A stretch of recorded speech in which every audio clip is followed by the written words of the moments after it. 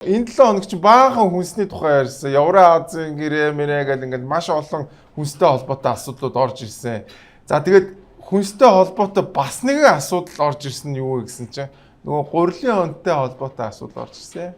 За одоогоос яг 1 жилийн өмнөх цудын хүндрэлийг даван туулах зорилгоор гурил болоод Улаанбуудан гайлын алан дотыг тэгэлсэн байдаг. За энэ шийдвэрийн хүрээнд зах зээл дээрх гурилын үнэнд тодорхой хэмжээнд тохируулга хийгдсэн боловч дам нөлөөлөл нь Монгол улсын газар тариалангийн салбар хийгээд хүнсний бие даасан байдал сөрөг нөлөөдийг үзүүлж эхэлснийг салбарын сайд нь онцолж байгаа юм а. За иймээс засгийн газраас өнгөрсөн онд гаргасан шийдвэрээ буцаахаар хуулийн төслийг оруулж ирээд байна. Улаанбуудаа хямдхан байлгана гэж хэлж чадахгүй. Япон улс саган будаагаа хамгаалдаг шиг Монгол улс Улаанбуудааг хамгаалах ёстой. Бидний 90-ад онд авсан нээлттэй бодлогын сургамж бий. Монголын газар тариалан үндсэндээ бүрэн уналтанд орсон, бүх талбай зэрлэг шарилжиндаа баригдсан, нэгдэл сангийн аж ахуйнууд бүрэн задарж унсан.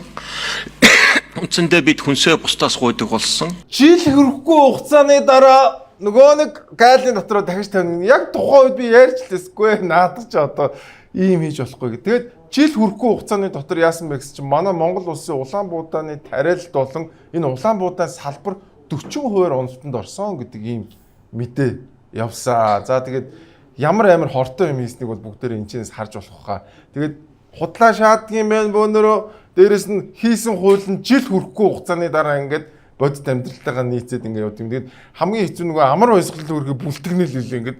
Уу уг нь үнтэй болоод ийсэн шүү дээ гэж үргэ амт. Тэгэл бодит амьдрал бол шал өөр ах шиг байна. За тэгэл жил хүрэхгүй хугацааны дараа хуулиа өөрчилж байна маань. Ямар ч юм те.